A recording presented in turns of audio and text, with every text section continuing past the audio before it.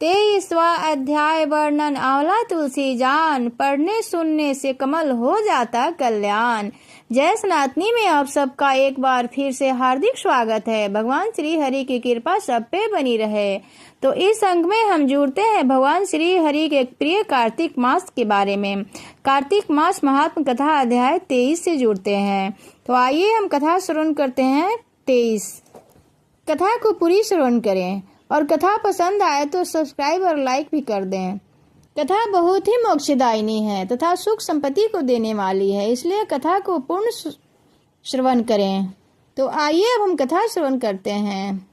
नारद जी बोले, हे राजन, यही कारण है कि कार्तिक मास के व्रत उद्यापन में तुलसी जड़ में भगवान विष्णु की पूजा की जाती है। तुलसी भगवान विष्णु को अधिक प्रीति प्रदान करने वाली मानी गई है।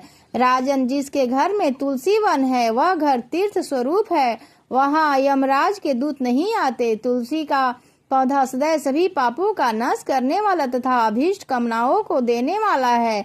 जो श्रेष्ठ मनुष्य तुलसी का पौधा लगाते हैं वे यमराज को नहीं देखते। नर्मदा का दर्शन, गंगा स्नान और तुलसी वन का संसर्ग, ये तीनों एक समान कहे गए हैं। जो तुलसी की मंजरी से संयुक्त होकर प्राण त्याग करता है वह सैकड़ों पापों से मुक्त होकर विष्णु लोक को जाता है। यमराज उसकी ओर देखता तक नहीं है।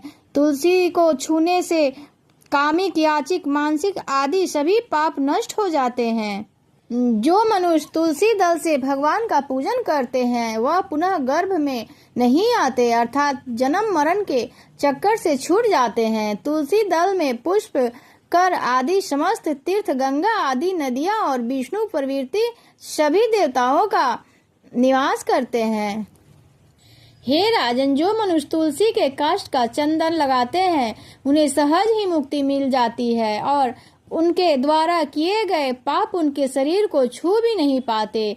जहाँ तुलसी के पौधे की छाया होती है वहाँ पितरों की तृप्ति के लिए श्राद्ध करना चाहिए।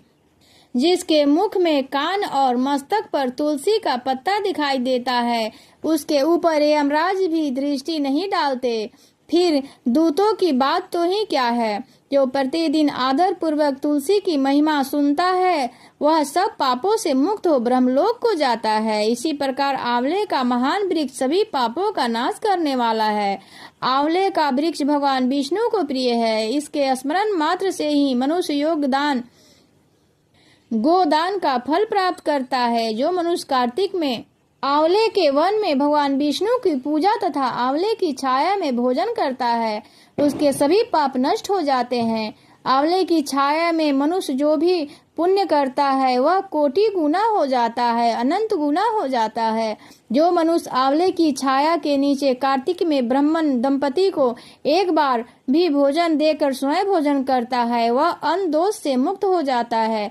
लक्ष्मी प्राप्ति की इच्छा रखने वाले मनुष्य को सदैव आंवले से स्नान करना चाहिए। नवमी, अमावस्या, सप्तमी, संक्रांति, रविवार, चंद्र ग्रहण तथा सूर्य ग्रहण के दिन आंवले से स्नान नहीं करना चाहिए। जो मनुष्य आंवले की छाया में बैठकर पिंडदान करता है उसके पितर भगवान विष्णु के प्रसाद से मोक्ष को प्राप्त होते हैं। जो मनुष्य आंवले के फल और तुलसी दल को पानी में मिलाकर स्नान करता है उसके पितर भगवान के धाम जाते हैं।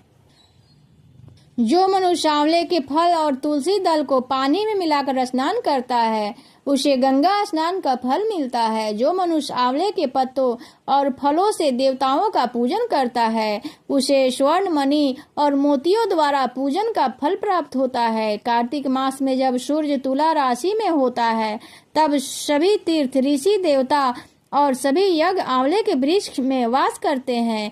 जो मनुष्य द्वादशी तिथि को तुलसी दल और कार्तिक में आंवले की छाया में बैठकर भोजन करता है उसके 1 वर्ष तक अन्न संसर्ग से उत्पन्न हुए पापों का नाश हो जाता है।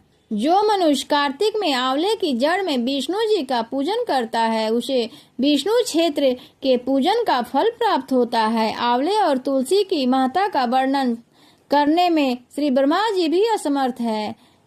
इसलिए धात्री और तुलसी जी की जन्म की कथा सुनने से मनुष्य अपने वंश सहित भक्ति को पाता है और अंत में मोक्ष को प्राप्त होता है। इस तरह से कार्तिक मास महात्म कथा अध्याय 23वां संपन्न हुआ। अगर कथा अच्छी लगी हो तो वीडियो को लाइक, सब्सक्राइब और कमेंट भी अवश्य करें। इसी के साथ हम अपनी वाणी को विराम देते हैं। जय श्री हरि विष्णु।